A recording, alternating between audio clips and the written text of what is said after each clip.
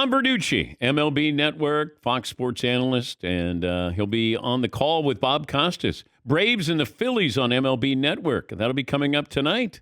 How about that? Are the White Sox supposed to list the official attendance on their box score, Tom?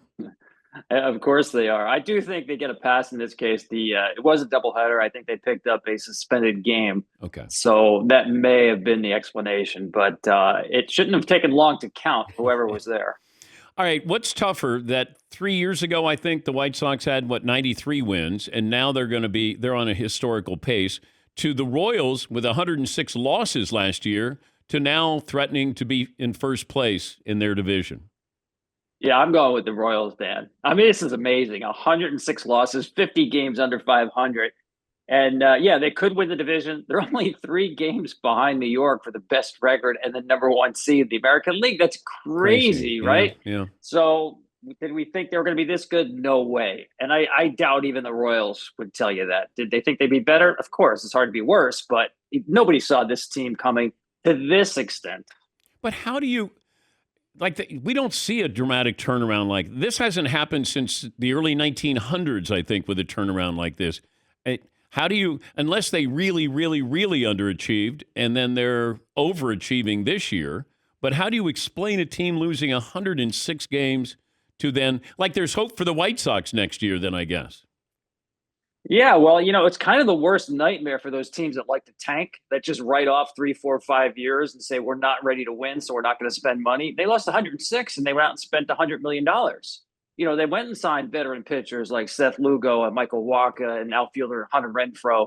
And they're like, you know what? We think we have a pretty good young core. We don't have enough. So let's add some high character guys, especially, Dan, getting pitchers who are giving them innings has been huge for them. You've got Seattle and Kansas City. They're the only 2 teams in baseball that I say are winning the war of attrition, because that's what pitching is, right? They have 4 starting pitchers who are qualified for ERA. That means they have enough innings, right? Basically, they've made every start, the same 4 guys throughout the season. That's a huge help. And the other thing is, they don't strike out, Dan. You look at this team, they're the best team in baseball with runners in scoring position. It's not an accident because they just put the ball in play. And we've gone through so many years recently with let's hit home runs. We don't care if we strike out. This is a team that does put a premium on putting the ball in play. But I don't know why it's not a premium for everybody else to just I don't get it. That if I put look it at in the teams that have strike out the fewest this year. You've got San Diego's number 1, right? And they went out and traded for a guy like Luis Ariz, who a lot of the stat heads don't really like because he's not really a high walk, high power guy. He just happens to get on base a lot with base hits. So that works well in their lineup. You've got Arizona, you've got Kansas City, you've got Cleveland, you've got Houston. These teams don't strike out, and they're fun to watch because of that. So, listen, they've also got Bobby Witt Jr., who's like superstar beyond superstar. We can't overlook that. I mean, you talk about going from one level to another. He went from really good to superstar overnight. In the second half of the season, it's been unbelievable. I know Aaron Judge is going to be the MVP, but Bobby Witt Jr., I mean, it might be more impressive because of where he was to where he is, as opposed to we expected Judge, to be this kind of player. Yeah, listen, we knew he was a good player, right? Number 1 pick, great, unbelievable speed. But I remember seeing him at the WBC for Team USA a couple of years ago. That dude was riding the bench. And he had a smile on his face the whole time. He's like, I'm hanging out with Mike Trout and Mookie Betts and all these guys. I'm sure he learned a lot from that experience, even though he didn't play a whole lot. And you watch him play now, and I think he's the 2nd or 3rd fastest guy in baseball. He's a big dude. You see him up close. I mean, he's 6'3", 200. Absolutely can fly. I love watching that guy run a triple. I mean, he's just hitting for a high average now. Like a lot of people didn't think that was going to come this quickly for him.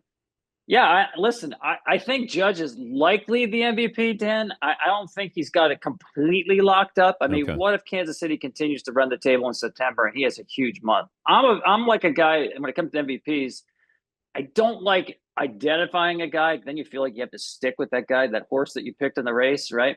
And I do think September means a little bit more as long as you're in a race. The entire sport of baseball, if you picked one MVP, would be who? Wow. It's hard not to go with Shohei. I mean, he just internationally, his popularity is just incredible. But I think what Judge is doing is just remarkable. I would say that because we talk about it all the time. That pitching velocity's up. There's more spin than ever. It's so hard to hit. It's the second worst year to hit in since the mound was lowered in '69. And you got this guy just going off, chasing 62, hitting well over 300, playing center field at 6'7", 6'8". So I think it's Judge. He wears the pinstripes. He wears them really well. If you watch him play every day, besides the highlights you see of the home runs, Dan, I'm sure you understand this. He's a baseball player, man. He runs the bases well, defends well. Just a very, very smart baseball player.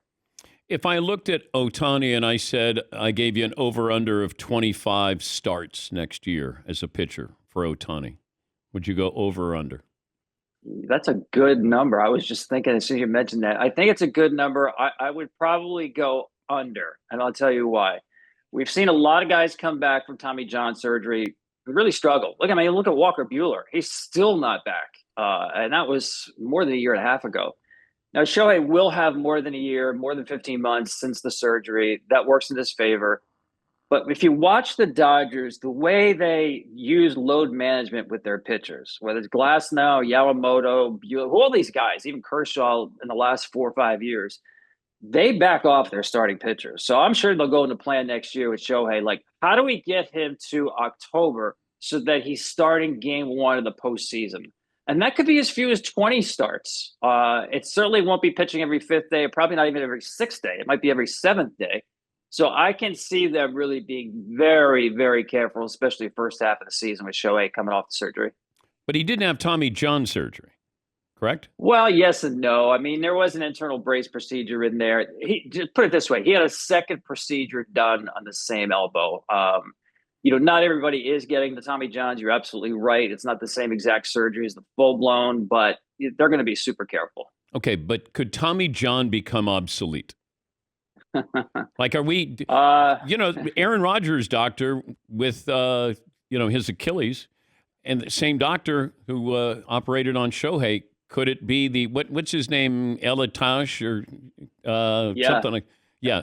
Could it Elatash, be? Yeah, I don't know, Dan. I think these things are progressing. I mean, when was the Tommy John surgery? It was like 1974, 75, mid-70s, right? That's a long time ago. It's worked really well, but now they do have these new procedures where it's not as severe, so to speak, and guys are coming back a little bit quicker. But I think it's still the gold standard. If it also depends on how bad you blow out your elbow. I think if you really blow it out, you probably do need the Tommy John. Yeah, because we could just call it the Ohtani. The Ohtani surgery. I mean, give him credit. It's like Aaron Rodgers with the Achilles. I mean, he got back a lot faster than anybody thought he was going to. Yeah, I don't know about you, but I'm always amazed by Shohei. I mean, I hope people don't take him for granted. I mean, this year is just incredible. He's got the possibility of 50-50. Last night, people are lined up at 5 a.m. for a 7:00 game for his bobblehead with his dog Decoy. And of course, Decoy does a perfect pitch for the first pitch of the game. I remember talking to Shohei in January when he came to New York and went to his hotel to see him and talk to him. And obviously the dog was just a puppy then. And he tells me his dog is bilingual. And I'm like, how is that? That's just perfect. That Shohei Ohtani, who does everything well, has a dog that's bilingual. Who do you like for the World Series? Well, my pick originally was Philly and Baltimore. I still like Philly. They're scuffling, there's no doubt. Right now, Trey Turner and Bryce Harper hit a little bit of a lull here, but I still like them in the postseason with that pitching staff. Suarez is back doing well. I'm not as sold anymore on Baltimore as I was, Dan. I didn't think they had a real good trade deadline. I thought they were 1 or 2 power arms away from being a World Series team. And what they did basically is they took on projects from other teams. Like Gregory Soto and Sir Anthony Dominguez couldn't pitch at the back end of the Philadelphia bullpen because they didn't throw enough strikes. They're like, oh, we'll take him on. Trevor Rogers in Miami was really scuffling. They're like, we'll take him on. We'll straighten him out. You need plug and play guys when it comes to trade deadline. You've got 2 months. There's no on-the-job training at that point. So I was disappointed because I love the team. They hit home runs. They're going to be dangerous. They play the game hard. They're athletic. I just think they're missing some power arms who throw strikes either in the rotation and the bullpen. Could you see in 20 years from now we recognize Aaron Judge as the single-season home run champ? Unofficially, yes. I don't see it officially. I think people look at it now. like, look at this. He's the fifth guy now to hit 50 home runs 3 seasons. So you've got McGuire, Sosa, and Alex Rodriguez. We kind of, to me anyway, pushed them off to the side because they had help in doing that. Yeah. If you talk about doing 53 times and doing it without question, authentically, you got Aaron Judge and you got Babe Ruth. That's it. And I don't think you need an asterisk. I just don't see baseball ever going down that road, Dan, to officially change the record book.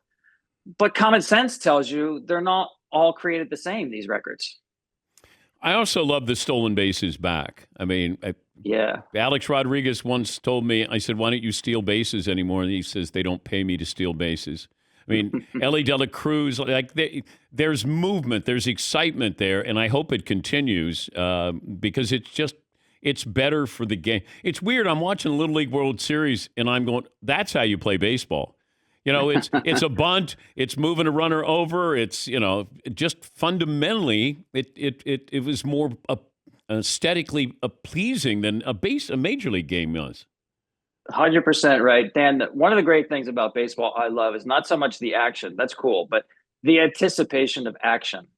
And so when now you have the possibility of a stolen base, you have the anticipation of action. And sometimes you get the action itself as well. So, Dan, you sound like a purist who loves the game of baseball played at a high level and with diversity. You must love the way the Milwaukee Brewers play baseball because they run like Pat Murphy. We know he coached in college, Arizona State, Notre Dame. Watching them is like watching a college team because they run all the time. And they run into outs sometimes, but they are super aggressive. Quick story for you. Garrett Mitchell is one of their young players, gets on first base. And Tyler Glasnow is pitched for the Dodgers. He's slow to the plate. It's 1-run game. There's 2 outs. It's an obvious run situation. And for some reason, he's not running. 1 pitch, 2 pitches, 3 pitches, 4. Murphy yells down to Freddie Freeman, the Dodgers first baseman. Freddie, tell him to run. And Freddie yells out to the infield, he's running. And he did run the next pitch, but Rhys Hoskins was a batter. He put it in play. But Freddie said that was the first time he ever had to relay signals for the opposing manager. That's the Brewers. Have fun tonight with Bob Costas. Tom will be on the call. Braves at the Phillies on MLB Network at 7 Eastern. Thank you, Tom. Yeah, thanks. Always a pleasure, Dan. Thanks. Tom Verducci, MLB Network and Fox Sports analyst and reporter. Also works for Sports Illustrated.